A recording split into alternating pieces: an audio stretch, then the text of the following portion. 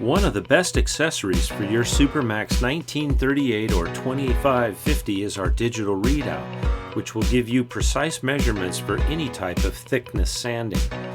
This digital readout operates on two AA batteries and features an automatic shutoff when not in use.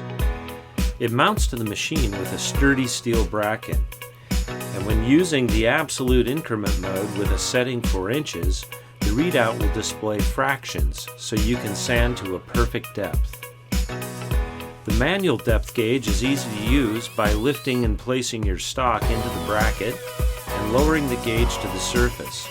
Check the reading and raise the head to set a perfect sanding depth.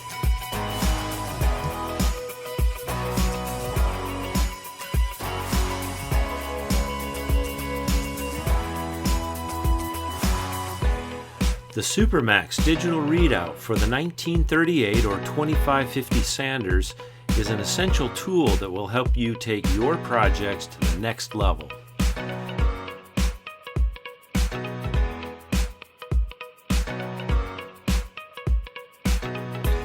Now let's take a look at the installation process and install the digital readout on a Supermax 1938 sander. The first step is to attach the digital readout, or DRO, to the lower DRO bracket. So what we'll do is find this bracket, and you'll see where that fits right there, and you'll use the MX by 12 hex head screw to sort of attach it to that bracket. And the first step is to remove the back of the two-sided sticky pad. This will allow it to stick to that bracket, and before you do that, you'll want to align the bottom spacer and insert that screw.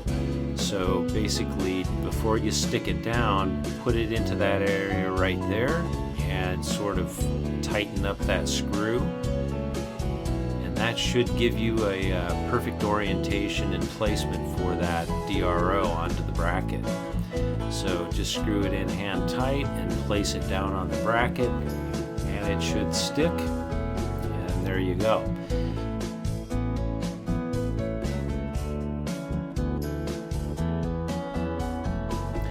Now on the back side, you'll notice there are some holes where we can take a drywall screw or a punch, and we'll just sort of like bore through that sticky tape with the punch or the screw, and we'll open that up so that we can insert some screws in there to attach the DRO to the bracket. Now you'll locate the M x4 12 hex head screws and nuts, and we'll use those to secure the lower DRO bracket to that mount, just like that. And for better access, you can slide the depth gauge out of the way and just sort of slide it back and push it down, and that'll give you room to screw on that screw onto that mount. And you're going to firmly tighten that screw, and we'll repeat the process for the upper part of the mount.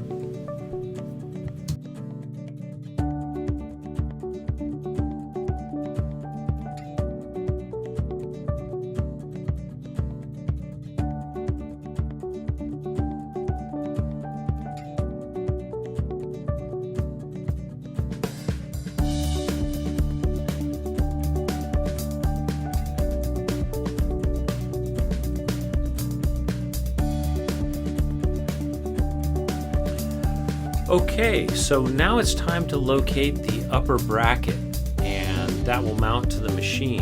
And what we'll do is we'll locate the M3 by 12 screw, and we're going to remove the M3 by 10 screw that's already in there for shipping, and we'll reuse the washer and replace it with the M3 by 12 screw and washer.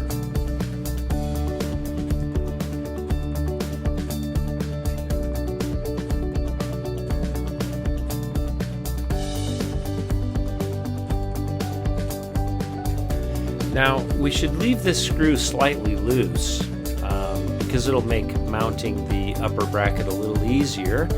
And we'll go ahead and locate the 5/16 inch hex head of the motor slide plate up there. And we're going to loosen that up by about 1/2 inch. And that should give us enough room to mount that upper bracket onto the machine.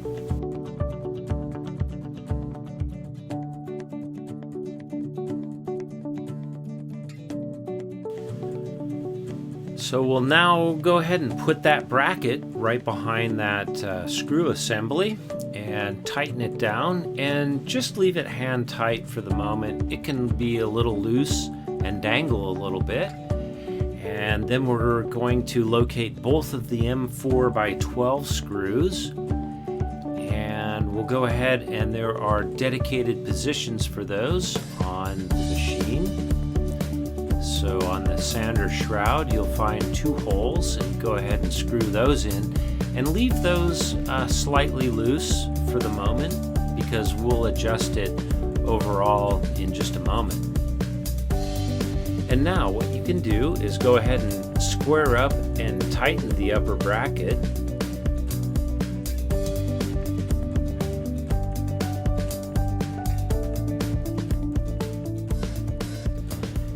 And then we can move on to that lower bracket and just sort of square those up into the middle, sort of get it squared out, give them a good tightening.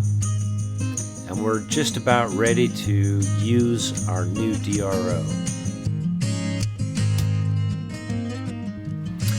You can use a very small drill bit to tighten the DRO unit to the bracket.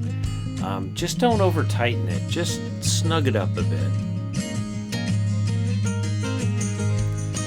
And then bring the overall sanding head down to the 0 position, and you can go ahead and press the on-off calibrate button on the DRO for about 3 seconds, and that should set it back to 0. And then you can push your millimeter or your inches, and it should give you a 0 reading. And we are now ready to use our new digital readout.